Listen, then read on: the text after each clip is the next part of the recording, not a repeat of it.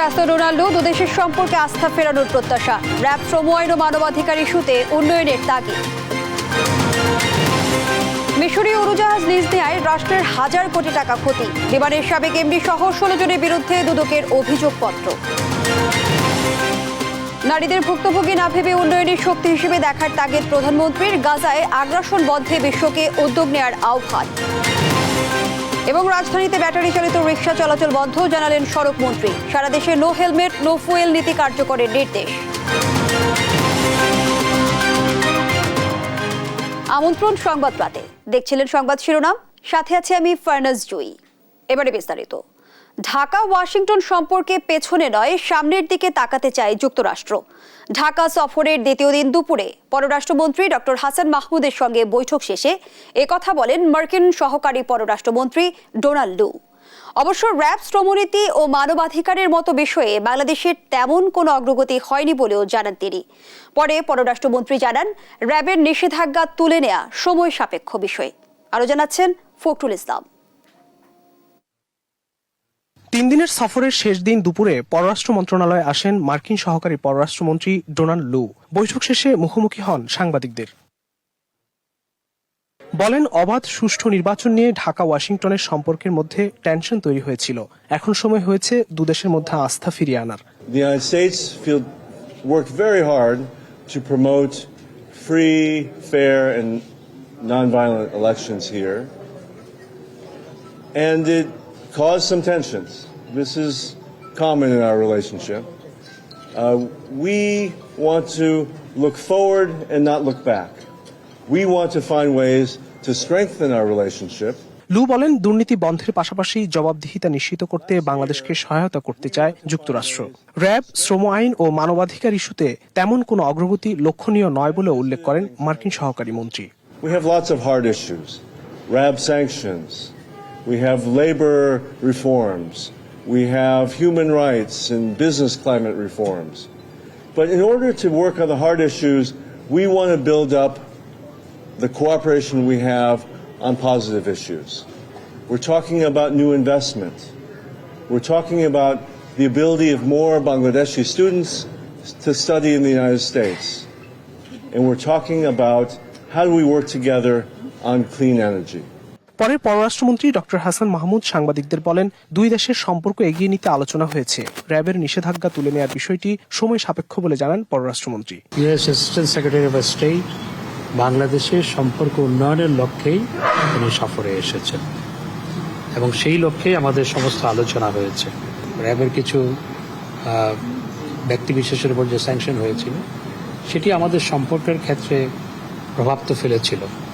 তো এটি উগ্র হলে কিন্তু সেটি নিয়ে আমাদের ফরেন অফিসের সাথে আলোচনা হয়েছে যে সেটি দীর্ঘ প্রক্রিয়ার মাধ্যমে সেটি হয়েছিল, সেই উইথড্রয়ালের প্রক্রিয়াটাও একটু লম্বা। জিএসপি সুবিধা নতুনভাবে শুরু হলে বাংলাদেশকে তা দিতে চায় যুক্তরাষ্ট্র, এমন কথাও জানান পররাষ্ট্রমন্ত্রী ডক্টর হাসান মাহমুদ। তারা জিএসপি ফ্যাসিলিটি বাংলাদেশকে আবার দিতে চায়। ফখরুল ইসলাম, দেশ টিভি, ঢাকা। এর আগে পরিবেশ, বন ও জলবায়ু পরিবর্তন মন্ত্রী সাবের হোসেন চৌধুরীর সঙ্গে বৈঠক করেন ডোনাল্ড লু। বৈঠক শেষে মন্ত্রী জানান, নির্বাচনের আগে যুক্তরাষ্ট্রের যে অস্বস্তি ছিল তা এখন নেই। জয় যাদবের রিপোর্ট। 3 দিনের ঢাকা সফরের দ্বিতীয় দিন বুধবার সকালে সচিবালয়ে পরিবেশ, বন ও জলবায়ু পরিবর্তন মন্ত্রী সাবের হোসেন চৌধুরীর সঙ্গে সাক্ষাৎ করেন যুক্তরাষ্ট্রের দক্ষিণ ও মধ্য এশিয়া বিষয়ক সহকারী পররাষ্ট্রমন্ত্রী ডোনাল্ড লু। প্রায় ঘণ্টাখানেকের বৈঠকে জলবায়ু পরিবর্তনের ফলে ক্ষতিগ্রস্ত দেশ হিসেবে অর্থায়ন, প্রযুক্তিগত সহায়তা সহ নানা বিষয়ে আলোচনা হয়। আলোচনা শেষে ডোনাল্ড লু এক হয়ে কাজ করার কথা জানান। We're excited about the cooperation we're doing in the space of climate change. We're doing much more in the future. পরে সংবাদ ব্রিফিংয়ে পরিবেশ মন্ত্রী বলেন, অতীত নয় ভবিষ্যতের দিকে তাকিয়ে দুদেশের সহযোগিতা আরও সুদৃঢ় করতে চায় যুক্তরাষ্ট্র। নির্বাচনের আগে তাদের একটা দৃষ্টিভঙ্গি ছিল, তাদের হয়তো কিছু অস্বস্তি ছিল, বাট সেটা তো আর আমাদের মধ্যে ছিল না। আমরা আমাদের নির্বাচন করেছি, সেটা ওই সময়ের জন্য তাদের একটা অবস্থান ছিল, তাদের একটা বক্তব্য ছিল, আমি যেভাবে দেখি। এখন তো ওই পর্বটা তো আর নাই। এখন আবার ইলেকশন হবে হয়তো 4-4.5 বছর পরে, বা যখন এই সরকার ডিসাইড করবে। তা এখন আসলে তো ইলেকশনের ইয়াটা মানে রেলিভেন্ট না এই সময় আলোচনা। আর যেটা আমি প্রথমেই বলেছি, আমরা সামনের দিকে কিভাবে আমাদের সম্পর্কটাকে আরও সুদৃঢ় করব, সেটা নিয়েই কিন্তু মূলত আলোচনা। মন্ত্রী বলেন, জলবায়ু তহবিল থেকে সহায়তার ব্যাপারে জানানো হয়েছে লোকে। পাশাপাশি নাসার প্রযুক্তিগত সহায়তা পাওয়ার বিষয়েও আলোচনা হয়েছে। নাসার বেশ কিছু স্যাটেলাইট আছে, বর্তমানে এগুলো কয়েকটা দেশের তারা মানে নানান ধরনের তথ্য দিচ্ছে, ইনফরমেশন দিচ্ছে। আগামীতে হয়তো তারা দক্ষিণ এশিয়াতেও সেই স্যাটেলাইটের তথ্যগুলো আমরা পেতে পারি। তো সেটা যখন হবে পর্যায়ক্রমে, সেখানে বাংলাদেশের বিষয়টাও তারা বিবেচনা করবে, এবং এটা হয়তো আমরা খুব কম মূল্যে বা হয়তো বিনামূল্যেও পেতে পারি। তো সেটার যে লাভটা আমাদের হবে, যে আমরা যদি বনের কথা বলি, কোন জায়গায় বন উজাড় হচ্ছে, বা মানে আমরা যে সমুদ্র পৃষ্ঠের উচ্চতার কথা বলি, এটা আসলে কতটুকু বাড়ছে, এবং স্যাটেলাইটের মাধ্যমে এই তথ্যগুলো আমরা রিয়েল টাইম পাবো। পৃথিবীর 10টি প্লাস্টিক দূষণযুক্ত নদীর মধ্যে রয়েছে বাংলাদেশের পদ্মা ও যমুনা। দূষণ রোধে যুক্তরাষ্ট্রের সঙ্গে যৌথভাবে কাজ করতে চায় বাংলাদেশ, জানান সাবের হোসেন চৌধুরী। এই দূষণটা কিন্তু শুধু বাংলাদেশের দূষণ না, আপনার পার্শ্ববর্তী দেশগুলোর দূষণও বাংলাদেশের নদী হয়ে বে অফ বেঙ্গলে যাচ্ছে। জয় যাদব, দেশ টিভি, ঢাকা। মিশরীয় উড়োজাহাজ লিজ নিয়ে রাষ্ট্রের 1164 কোটি টাকা ক্ষতির মামলায় বিমানের সাবেক এমডি কেভিন জন স্টিল সহ 16 জনের বিরুদ্ধে আদালতে অভিযোগপত্র জমা দিয়েছে দুর্নীতি দমন কমিশন। অভিযোগপত্রে নতুন আসামি করা হয়েছে 7 জনকে। চূড়ান্ত তদন্তে বাদ পড়েছেন এজাহারভুক্ত 14 আসামি। মহিউদ্দিন আহমেদের প্রতিবেদন। 2014 সালে মিশরের ইজিপ্ট থেকে 2টি উড়োজাহাজ লিজ নিয়েছিল বিমান বাংলাদেশ। 5 বছরের জন্য লিজ নেওয়া হলেও 11 মাসের মাথায় 2টি উড়োজাহাজের ইঞ্জিন বিকল হয়ে পড়ে। সেই নষ্ট ইঞ্জিন সচল করতে আনা হয় আরও 4টি ইঞ্জিন। পরের ধাপের 4টি ইঞ্জিনও ব্যবহার করা যায়নি। অত্যন্ত উচ্চ মূল্যে ভাড়া নেওয়া সেই উড়োজাহাজ থেকে লাভের বদলে শত শত কোটি টাকা লোকসান দেখায় বিমান। মিশরীয় উড়োজাহাজ লিজ নিয়ে দুর্নীতির মাধ্যমে রাষ্ট্রের 1164 কোটি টাকার ক্ষতির অভিযোগ তদন্ত শুরু করে দুর্নীতি দমন কমিশন দুদক। 2023 সালের ফেব্রুয়ারিতে 23 জনকে আসামি করে মামলা করে সংস্থাটি। মিশরীয় বিমান ক্রয় সংক্রান্ত একটি দুর্নীতির মামলায় দীর্ঘদিন অনুসন্ধান হয়। অনুসন্ধান শেষে দুর্নীতি দমন কমিশন তথ্যপত্রের ভিত্তিতে এজাহার দাখিল করে। দীর্ঘ তদন্ত শেষে তদন্ত কর্মকর্তা আনোয়ারুল হক আদালতে অভিযোগপত্র জমা দেন। এতে 16 জনকে অভিযুক্ত করা হয়েছে। এর মধ্যে বিমান বাংলাদেশের তৎকালীন ব্যবস্থাপনা পরিচালক বিদেশি নাগরিক কেভিন জন স্টিল সহ বিমানের 13 জনকে অন্তর্ভুক্ত করা হয়েছে। আসামিরা হলেন বিমানের মুদ্রণ ও প্রকাশনা বিভাগের মহাব্যবস্থাপক আব্দুর রহমান ফারুকি, ডিজিএম কামাল উদ্দিন আহমেদ, প্রধান প্রকৌশলী RM কায়সার জামান, captain Nazrul Islam Shamim, flight operation অধিদপ্তরের উপমহাব্যবস্থাপক জিয়া আহমেদ, কর্পোরেট প্ল্যানিং বিভাগের deputy general manager Azad Rahman. এছাড়া সিভিল এভিয়েশনের 3 কর্মকর্তাও রয়েছেন আসামির তালিকায়। আদালতে দুর্নীতি দমন কমিশন 16 জনের বিরুদ্ধে চার্জশিট দাখিল করেছেন, এবং যাদের বিরুদ্ধে কিছু পাওয়া যায়নি, সম্ভবত 14 জন, তাদেরকে অব্যাহতি দেওয়া হয়েছে। আজকে দুর্নীতি দমন কমিশনের অনুমোদন নিয়ে আদালতে অভিযোগপত্র দাখিল করেছে। এখন পরবর্তী ধার্য তারিখ এটা আদালত সেটা দেখে তার সিদ্ধান্ত জানাবে। মামলার এজাহার এবং অভিযোগপত্রে কোথাও আসেনি বিমানের নীতি নির্ধারণী পর্যায়ের কর্মকর্তাদের নাম। মহিউদ্দিন আহমেদ, দেশ টিভি, ঢাকা। দর্শক, এই বিষয়ে আলোচনার জন্য স্টুডিওতে উপস্থিত আছেন সহকর্মী মহিউদ্দিন আহমেদ। মহিউদ্দিন, আপনাকে স্বাগত জানাচ্ছি। যেমনটি আমরা প্রতিবেদনে দেখছিলাম যে উড়োজাহাজ লিজ দিয়ে রাষ্ট্রের 1164 কোটি টাকার ক্ষতির বিষয়ে আমরা অভিযোগপত্র দেখলাম। অভিযোগপত্রে বিস্তারিত কি বলা আছে? ধন্যবাদ আপনাকে। আসলে অভিযোগপত্রে এজাহারে যা ছিল সেগুলোই ঘুরে ফিরে এসেছে, কিছুটা পরিবর্তন হয়েছে। যেটি আমরা দেখলাম সেটি হচ্ছে যিনি এমডি ছিলেন, সাবেক যে ব্যবস্থাপনা পরিচালক স্টিল, কেভিন স্টিল, তিনি যে কাজটি করেছেন নিজে লাভবান হওয়ার জন্য তখন আসলে এই বিমানটি নিয়ে এসেছেন, এটি অভিযোগপত্রে উল্লেখ করেছে। সেখানে যারা তখন 2018 সালের দিকে বিমান থেকে এবং সিভিল এভিয়েশন থেকে কয়েকজন কর্মকর্তা যায়, গিয়ে তারা প্রায় 1 মাসের অধিক সময় সেখানে ছিলেন। তারা ওখানে থেকে বিভিন্ন ধরনের ত্রুটি, কি ত্রুটি আছে, কি সুবিধা অসুবিধা, এগুলো যাচাই বাছাই করেছেন। সে যাচাই বাছাই কারণে আমরা দেখলাম যে এখানে অভিযোগপত্র যেটি বলা আছে সেটি হচ্ছে যে 12টি ত্রুটি তখনই ধরা পড়ে যে যদি এই বিমানটি বাংলাদেশে নেওয়া হয় তাহলে এই ত্রুটিগুলোর কারণে সেখানে সচল হবে না। অথচ এরপরেও এই বিমানটি কিনে লিজ নিয়ে আসা হচ্ছে। লিজ নিয়ে আসার পেছনে যেটি কাজ করেছেন, আবার আরেকটি গ্রুপ বলেছে, ওখানে যারা গিয়েছিলেন আরেকটি গ্রুপ বলেছে না, যত কিছু আছে আমরা যতটুকু দেখেছি এটি সেখানে বাংলাদেশে কার্যকর হবে, কোনো ধরনের অসুবিধা হবে না। তার মানে যারা রিপোর্ট দিয়েছে যে কোনো অসুবিধা নেই তারা সুবিধা নিয়েছে, আর যারা রিপোর্ট দিয়েছে যে না 12টি ত্রুটি ধরা পড়েছে তারা এর সুবিধাটা নেয়নি। যার কারণে আপনি দেখেছেন মামলার যখন করে তখন 23 জন আসামি ছিল, সেই 23 জন আসামি থেকে বাদ পড়েছে 14 জনের মতো। ওই ভূমিকাগুলো যখন তারা বিশ্লেষণ করেছে তখন দেখেছে না এরা কিছু লোকজন পজিটিভ ছিল, এর বিরুদ্ধে ছিল। এখানে সবচেয়ে রহস্যজনক যেটি সেটি হচ্ছে যে দেখেন এই মামলাটি হয়েছে, মামলা তদন্ত হয়েছে প্রায় 1 বছরের মাথায়। দুর্নীতি দমন কমিশনকে একটা বিষয় সাধুবাদ জানাইতে হয়, সেটি হচ্ছে খুব টেকনিক্যাল বিষয়। তারা খুব অল্প সময়ে তাদের এই মামলাগুলো অনেক সময় দেখা যায় তদন্তে 6 বছর 7 বছরও লেগে যায় সময় নিতে নিতে তদন্ত কর্মকর্তারা। এটি প্রায় 1 বছর 2-3 মাসের মাথায় অভিযোগপত্রটি দিয়ে দিয়েছে। এখন এটি যে শুধু যে এমডি করেছে তা না, এর পেছনে কিন্তু বোর্ড ছিল বিমানের। তখন বোর্ড থেকে এটি অনুমোদন করা হয়েছে, বোর্ড কর্তৃপক্ষ যখন বলেছে যে এটা আনা হয়, এটা ব্যবহার করা হয়, সেটি বলা হয়েছে, কিন্তু তাদেরকে আইনের আওতায় আনা হয় নাই কোনোভাবেই। তাদেরকে যখন মামলাটি করা হয় তখনও আনা হয়নি। এখন আমরা যখন দেখলাম চূড়ান্ত, তখন আমরা ধারণা করেছিলাম যে মামলা তদন্তে হয়তো তাদের নামগুলো চলে আসবে, কিন্তু সেই নামগুলো এখনও আসে নাই। তারপরেও এতটুকু অন্তত হয়েছে যে একটা আপনার সিম্বলিক যে না কিছু লোকরে বিচারের আওতায় আনা হয়েছে, অন্যরা যদি পরবর্তী ভয়ভীতি পায় অন্য সংস্থার, সেটি একটি বিষয়। আর অর্থনৈতিকভাবে যে পুরো ঘটনায় কি আসলে এখনো কি মূল হোতারা পেছনেই থেকে যাচ্ছে?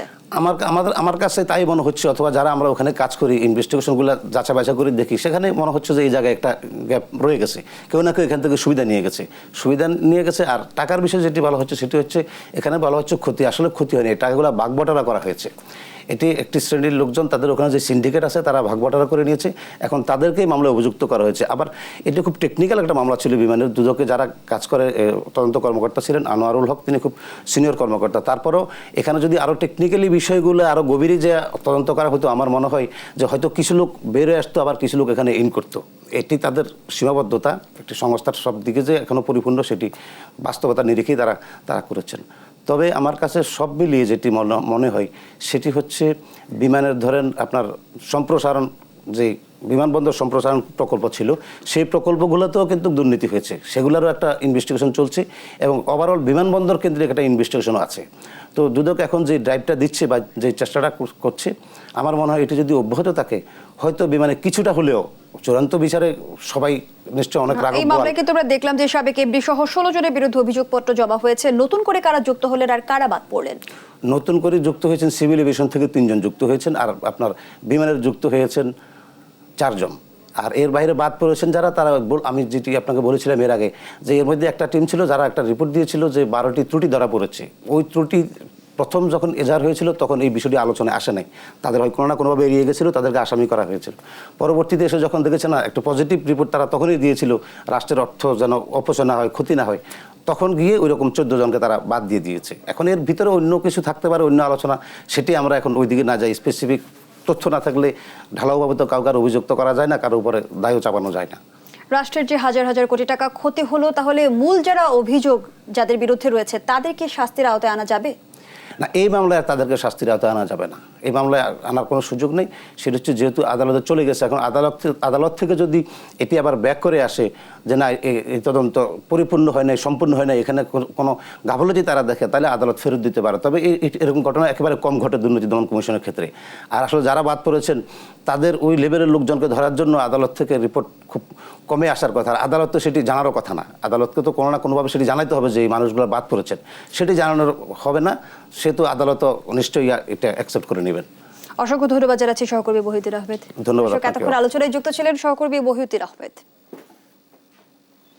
নারীদের ভুক্তভোগী না ভেবে উন্নয়নের চালিকা শক্তি হিসেবে দেখতে বলেছেন প্রধানমন্ত্রী শেখ হাসিনা।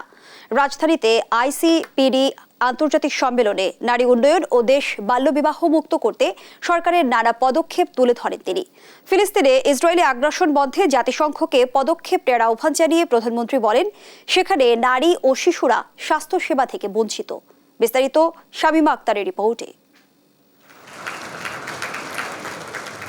ICPDর 30তম বার্ষিকী উপলক্ষে জনসংখ্যা ও উন্নয়ন বিষয়ক 2 দিনব্যাপী আন্তর্জাতিক সম্মেলন আয়োজনে UNFP'র সাথে বাংলাদেশ, বুলগেরিয়া ও জাপান অন্তত 48 দেশের গুরুত্বপূর্ণ প্রতিনিধিরা অংশ নেন এই সংলাপে।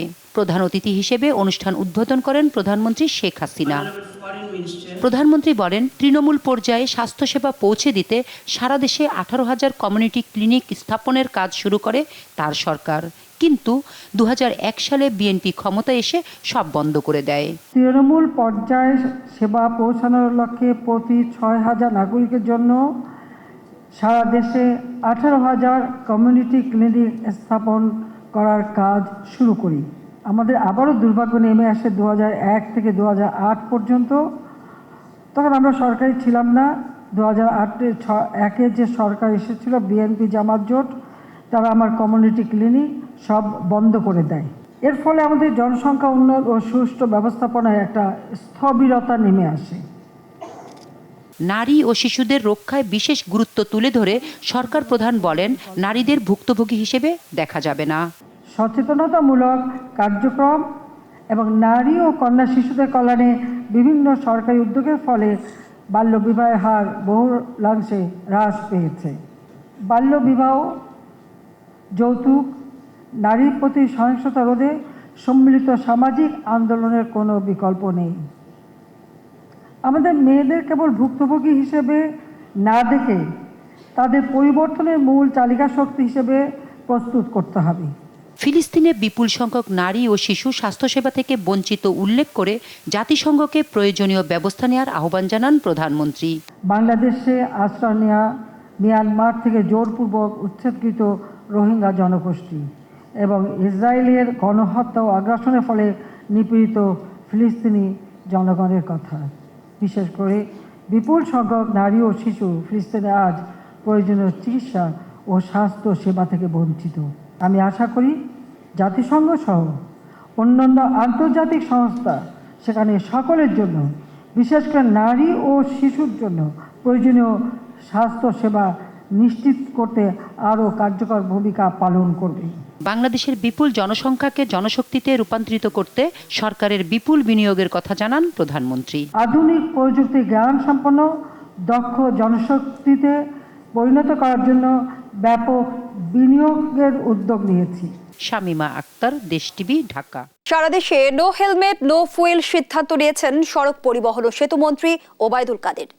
বাংলাদেশ সড়ক পরিবহন কর্তৃপক্ষ আইন 2017-র অধীনে গঠিত উপদেষ্টা পরিষদের প্রথম বৈঠকে সড়কের শৃঙ্খলা নিয়ে ক্ষোভ প্রকাশ করেন মন্ত্রী।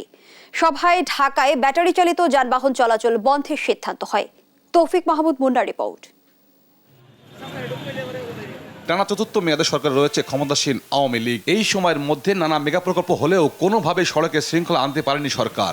দিন দিন বেড়েই চলেছে সড়কের দুর্ঘটনা। অন্যান্য সেক্টর সফল হলেও সড়কে অনেকটাই ব্যর্থ সড়ক পরিবহন মন্ত্রণালয়। এমন বাস্তবতায় সকালে বাংলাদেশ সড়ক পরিবহন কর্তৃপক্ষ আইন 2017 অধীনে গঠিত উপদেষ্টা পরিষদের প্রথম বৈঠক অনুষ্ঠিত হয়। বনানীতে বিআরটি ভবনের সড়ক মন্ত্রী সহ অংশ নেন ঢাকা 2 সিটি মেয়র সহ পরিবহন মালিক সমিতির নেতারা। সড়কে শৃঙ্খলা আনতে বিভিন্ন সুপারিশ করেন 2 মেয়র সহ পরিবহন মালিকেরা। প্রয়োজনে লক্ষ্যচক্কর যানবাহন ডাম্পিং এর সুপারিশও করেন তারা। যে সকল গাড়ি মেয়াদ উত্তীর্ণ সেগুলো ডাম্পিং করে কোনো লাভ নেই, স্ক্র্যাপ করে ফেলে। আপনার যদি মালিকরা স্ক্র্যাপ না করে, আপনি একটা মেশিন দিয়ে অন্তত সেটা চাপ দিয়ে ইয়ে করে দেন। এখন দুর্ঘটনার একটা মূল উৎসই কিন্তু এই ব্যাটারি চালিত এই বাহনগুলো, এবং আপনি দেখে মানে গা শিউরে ওঠে। তারা পা উঁচু করে পূর্ণ দমে এই রিক্সা বলেন আর অন্য বাহন বলেন ব্যাটারি চালিত তারা চালাতে থাকে, তাদের কোনো নিয়ন্ত্রণ না। সারা দেশে কোথাও হেলমেট ছাড়া কোনো মোটরসাইকেল তেল দেওয়া হবে না উল্লেখ করে সড়ক পরিবহন সেতু মন্ত্রী সড়কের শৃঙ্খলা ফেরানোর নির্দেশ দেন। এত রাস্তা হওয়ার পরও শৃঙ্খলা আসে না কেন? শৃঙ্খলা না থাকলে এইসবের রেজাল্ট আমরা তো পাবো না।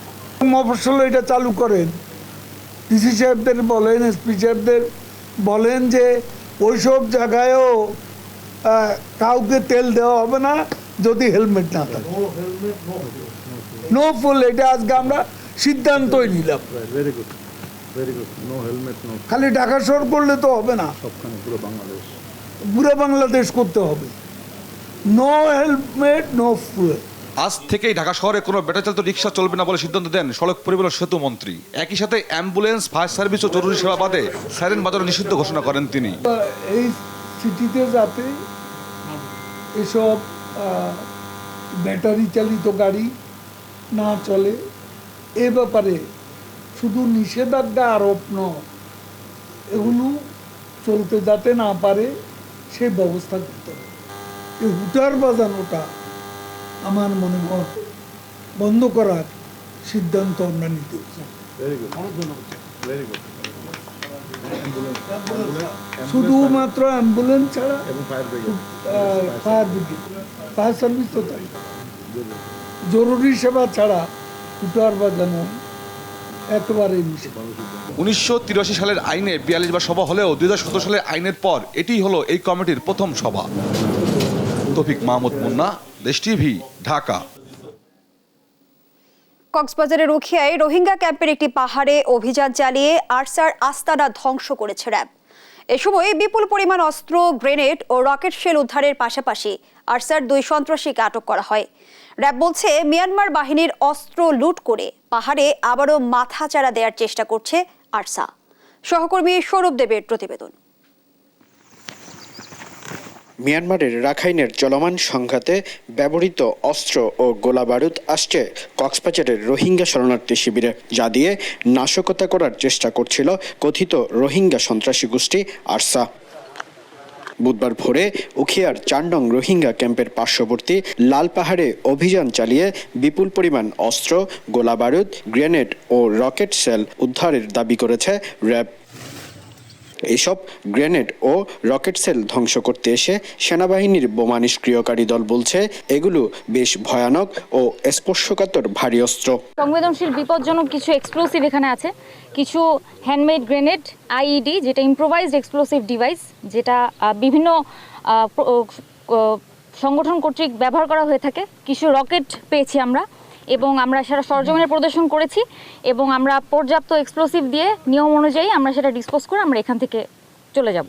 র্যাব বলছে, আরসা দুর্বল হয়ে গেলেও সাম্প্রতিক সময়ে মিয়ানমারের রাষ্ট্রীয় বাহিনীর লুট হওয়া অস্ত্র এসব সন্ত্রাসীরা সংগ্রহ করে আবার মাথাছাড়া দিয়ে উঠতে চাইছে। র্যাবের অব্যাহত অভিযান এবং ক্রমাগত নজরদারির কারণে আরসার নেতৃত্ব শূন্য হয়ে পড়েছিল এবং তাদের আমরা যে পরিমাণ আমরা গোলাবারুদ এবং তাদের অস্ত্রশস্ত্র আমরা গ্রেফতার করেছি, তাতে তারা বেশ খানিকটা দুর্বল হয়ে পড়েছিল। মধুরছড়ার গহীন পাহাড়ে অভিযান শেষে র্যাবের এই কর্মকর্তা আশঙ্কা প্রকাশ করে বলেন, বিভিন্ন সন্ত্রাসী গোষ্ঠীর সাথে মিলে আরসা নাশকতা করার উদ্দেশ্যেও এইসব অস্ত্র সংগ্রহ করে থাকতে পারে। আরসার সন্ত্রাসী গোষ্ঠী কিংবা এর সাথে আরও কিছু সন্ত্রাসী গোষ্ঠী তারা এ ধরনের তাদের কাছ থেকে এই অ্যামুনিশন কিংবা সেই অস্ত্র গোলাবারুদ তারা সংগ্রহ করেছে।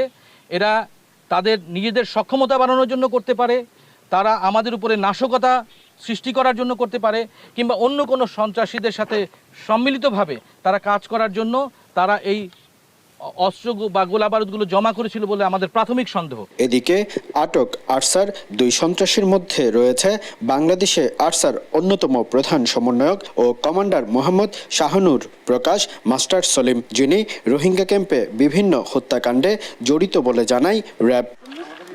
সৌরভ দেব, দেশ টিভি, কক্সবাজার। দর্শক, উখিয়া রোহিঙ্গা ক্যাম্প এলাকা থেকে আরসার আস্তানায় অভিযানের আরো তথ্য নিয়ে সরাসরি যুক্ত হচ্ছেন সহকর্মী সৌরভ দেব। সৌরভ, আরসার নতুন আস্তানার বিষয়ে আর কি কি জানা গেল, বিস্তারিত জানাবেন। হ্যাঁ জয়ী, আজ যেটি র্যাব সংবাদ সম্মেলন করেছে তাদের অভিযানের শেষে র্যাব যেটি প্রাথমিকভাবে ধারণা করে বলছে যে অস্ত্র এবং গোলাবারুদগুলি আজকে তারা উদ্ধার করেছে, সেগুলো মিয়ানমার থেকে তাদের যে অভ্যন্তরীণ সংঘাত চলছে সেখানে তাদের যে সরকারি জান্তা বাহিনী সেখানের লুট হওয়া অস্ত্র। যদি সত্যিকার অর্থে তাই হয়ে থাকে তাহলে সেটি আসলেই বাংলাদেশের এই অঞ্চলের, বিশেষ করে উখিয়া টেকনাফ অঞ্চলের যে আইন শৃঙ্খলা পরিস্থিতি সেটির জন্য একটি বিপদ মনে করছেন সংশ্লিষ্ট অপরাধ বিশ্লেষকরা। এবং সেই সাথে আরসা যেটি বেশ কয়েক বছর ধরেই উখিয়ার রোহিঙ্গা ক্যাম্প কেন্দ্রিক তাদের যে কর্মকাণ্ড সেটি করছেন, এবং আমরা প্রতি মাসেই খবর পাই যে রোহিঙ্গা ক্যাম্পে একের পর এক যে হত্যাকাণ্ডের ঘটনাগুলো ঘটে থাকে, বিশেষ করে তাদের প্রতিদ্বন্দ্বী যে গোষ্ঠী রয়েছে তাদেরকে তাদের যে সদস্য তাদেরকে হত্যার পেছনে আরসার ভূমিকার কথা আমরা কিন্তু প্রায় সময় খবর পেয়ে থাকি। এবং সেক্ষেত্রে তারা এই ধরনের যে নাশকতাগুলো করে থাকে তার প্রেক্ষিতে এবং বাংলাদেশের আইন শৃঙ্খলা বাহিনীর উপর হামলা এবং নাশকতা করার ক্ষেত্রে এই ধরনের অস্ত্র ব্যবহার করা হতে পারে বলেও কিন্তু আজ র্যাবের আইন ও গণমাধ্যম শাখার পরিচালক ধারণা প্রসূত বলেছেন। এবং আরেকটি কথা এখানে জানিয়ে রাখি যে উখিয়া টেকনাফের যে পাহাড়ি অঞ্চলগুলো রয়েছে সেখানেও যে অপহরণ বেড়েছে একের পর এক, এবং এই অপহরণগুলোর পেছনেও কিন্তু রোহিঙ্গা সন্ত্রাসীদের কথা আমরা শুনে আসছি। এবং সেক্ষেত্রে তারা এই অস্ত্রশস্ত্রগুলোও কিন্তু এই অপহরণ এবং খুন গুমের কাজেও ব্যবহার করে থাকে। তো সেক্ষেত্রে তাদের যে অস্ত্রের যে গুডাউন এবং অস্ত্রের যে মজুদ সেখানে যদি এই ধরনের ভারী এবং ভয়াবহ এবং স্পর্শকাতর যে অস্ত্রগুলো আজকে উদ্ধার করা হয়েছে সেগুলো যদি যুক্ত হয়ে থাকে তাহলে সেটি আসলেই সামনের দিনগুলোর জন্য আরো ভয়াবহ এবং ভয়ানক কোনো পরিস্থিতি অপেক্ষা করছে কিনা সেটাও ভাবাচ্ছে আইন শৃঙ্খলা বাহিনীকে।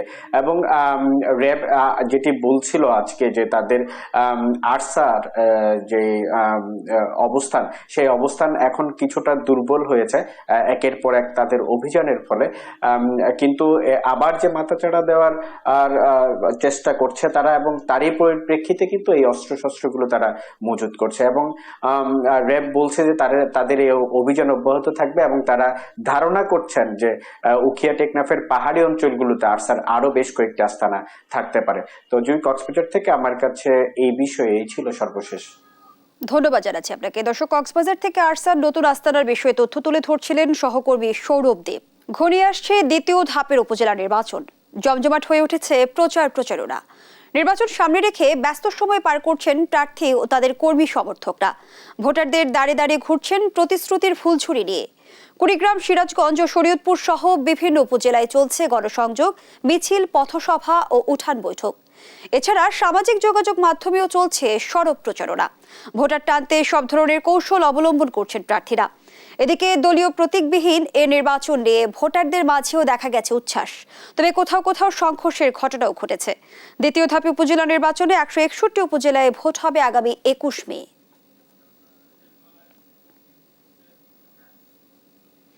দ্বিতীয় ধাপে উপজেলা নির্বাচনের প্রচারণার খবর জানাতে কুমিল্লা থেকে যুক্ত হচ্ছেন সহকর্মী সুমন কবির এবং ময়মনসিংহ থেকে ইলিয়াস আহমেদ।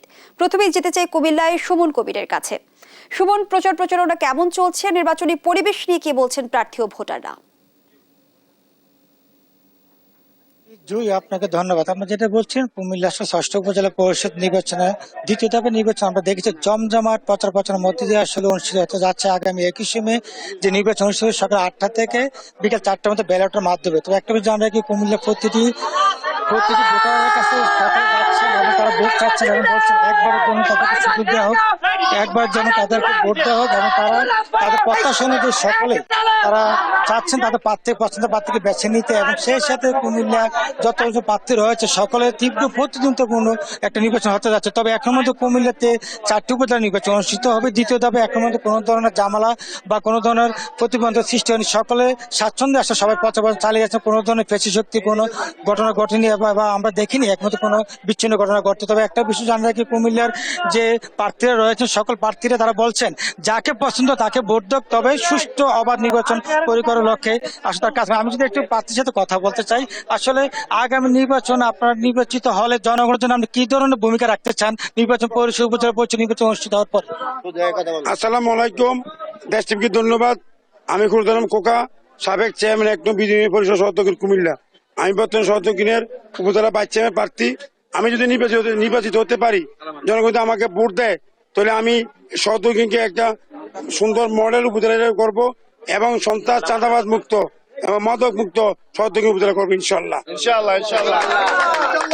আমি যেটা বলছিলেন আসলে প্রত্যাশা হলো সকল পাবলিক সকল যারা রয়েছেন সকল প্রার্থীরা একযোগে আসলে সুষ্ঠু নির্বাচন করবেন, প্রশাসনের প্রতি দৃষ্টি আকর্ষণ করেছেন। সে সাথে বলেছেন আসলে যে প্রার্থীরা রয়েছেন সকল প্রার্থীরা একযোগে সকলে সহকর্মী হিসেবে কাজ করবেন। ওনার কথা হচ্ছে আসলে সুষ্ঠু 6ষ্ঠ উপজেলা পরিষদ যেটা অনুষ্ঠিত হচ্ছে সুষ্ঠু অবাধ নির্বাচন সরকার করবেন এবং কোনো যেহেতু মার্কা নেই তাহলে এখানে কোনো ধরনের দলীয় কোনো বিষয় নেই। সকলে যাতে ভোট কেন্দ্রে যায় সকলকে বলছেন আপনারা আপনারা ভোট কেন্দ্রে আসবেন, অবাধ সুষ্ঠু নিরপেক্ষ নির্বাচন করার লক্ষ্যে নির্বাচন কমিশন সকল ধরনের ব্যবস্থা গ্রহণ করেছেন। তবে একটা বিষয় জানাই কি, কুমিল্লার যে 3টে উপজেলা আমি দেখেছি, একটা উপজেলা আসলে ভোট হবে না, কারণ হচ্ছে বিনা প্রতিনিধি নির্বাচিত হয়েছে কুমিল্লা সদর উপজেলা যে আসনটি, আর আপনার সদর এখন দক্ষিণ উপজেলা, এবং সেই সাথে লালমাই উপজেলা এবং আপনার যদি বলি বুড়ারু উপজেলা একসাথে অনুষ্ঠিত হতে যাচ্ছে আগামী 21 মে সকাল 8টা থেকে বিকাল 4টা পর্যন্ত আসলে ভোট অনুষ্ঠিত হবে ব্যালটের মাধ্যমে। সবকিছু নিয়ে বলা যায় কুমিল্লার যে অবাধ সুষ্ঠু নিরপেক্ষ নির্বাচন হবে তা নিঃসন্দেহ বলা যায়। এই ছিল কুমিল্লা থেকে সর্বশেষ। আমি এখন চলে যাচ্ছি ময়মনসিংহে আমাদের সহকর্মী ইলিয়াস, আপনি আপনার বিস্তারিত জানাবেন আপনার এলাকার নির্বাচনের বিষয়ে। সুমন, অসংখ্য ধন্যবাদ। কুমিল্লার মতো ময়মনসিংহের 3টি উপজেলায় দ্বিতীয় ধাপে উপজেলা পরিষদ নির্বাচন অনুষ্ঠিত হবে।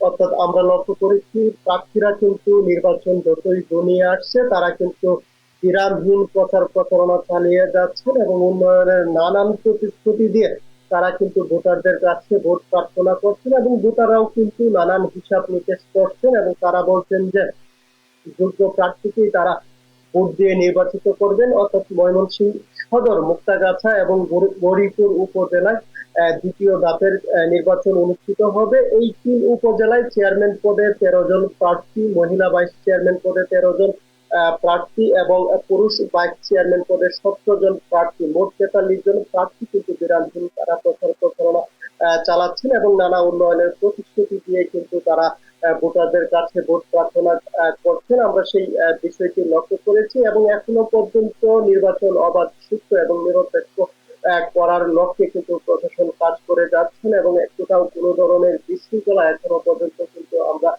খবর পাইনি। অর্থাৎ প্রত্যেকটি উপজেলায় আওয়ামী লীগের হেভিওয়েট প্রার্থী থাকায় নির্বাচন কিন্তু একেবারেই তুঙ্গে রয়েছে এবং প্রতিদ্বন্দ্বিতাপূর্ণ নির্বাচন হবে সেটি কিন্তু ভোটাররা আশা প্রকাশ করছেন এবং ভোটাররা বলছেন বিগত সময়ে উপজেলা পরিষদের চেয়ারম্যান, ভাইস চেয়ারম্যান যারা আছেন তারাও কিন্তু এই নির্বাচনে প্রতিদ্বন্দ্বিতা করছেন এবং তারা কি উন্নয়ন করেছিলেন সেই হিসেব নিকেশ কিন্তু তারা করছেন এবং তারা বলছেন যে হয়তো পুরাতনদের মাঝে নতুনদেরও কিন্তু তারা এবছর বেছে নেওয়ার সম্ভাবনা দেখছেন এবং যেহেতু দলীয় প্রতীক ছাড়া নির্বাচন হচ্ছে সেই ক্ষেত্রে কিন্তু নির্বাচনের হিসেব নিকেশটা একটু কঠিন হবে।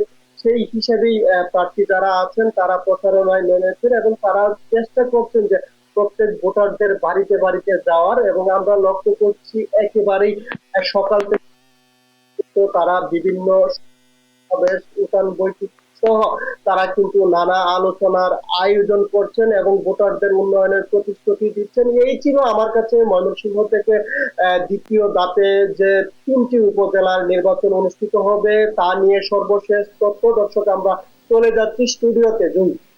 ধন্যবাদ জানাচ্ছি ইলিয়াস আহমেদ এবং সুমন কবির, আপনাকেও ধন্যবাদ। প্রিয় দর্শক, ময়মনসিংহ, কুমিল্লা থেকে নির্বাচনী প্রচারণার খবরাখবর জানাচ্ছিলেন আমাদের সহকর্মীরা। সংবাদপত্রের শিরোনামগুলো জানিয়ে দিচ্ছে আরেকবার।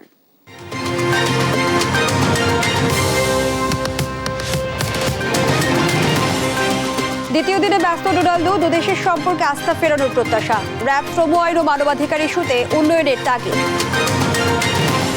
মিশরীয় উড়োজাহাজ লিজ দেওয়ায় রাষ্ট্রের 1000 কোটি টাকা ক্ষতি। বিমানের সাবেক এমডি সহ 16 জনের বিরুদ্ধে দুদকের অভিযোগপত্র। নারীদের ভুক্তভোগী না ভেবে উন্নয়নের শক্তি হিসেবে দেখার তাগিদ প্রধানমন্ত্রীর। গাজায় আগ্রাসন বন্ধে বিশ্বকে উদ্যোগ নেওয়ার আহ্বান। এবং রাজধানীতে ব্যাটারি চালিত রিকশা চলাচল বন্ধ, জানালেন সড়ক মন্ত্রী। সারা দেশে নো হেলমেট নো ফুয়েল নীতি কার্যকরের নির্দেশ। এই ছিল এখনকার সংবাদপত্র। পরের বুলেটিন দেখার আমন্ত্রণ রইল। এছাড়া দেশ টিভির সর্বশেষ সব খবর পেতে ভিজিট করুন দেশ.টিভি। ফেসবুকে আমাদের সঙ্গে যুক্ত থাকুন দেশ টিভি অথবা দেশ টেলিভিশন পেজে। সর্বশেষ সব ভিডিও পেতে ইউটিউবে আমাদের হ্যান্ডেল @দেশ টেলিভিশন অথবা @দেশ টিভি নিউজ লিখে সার্চ করুন। ধন্যবাদ সবাইকে।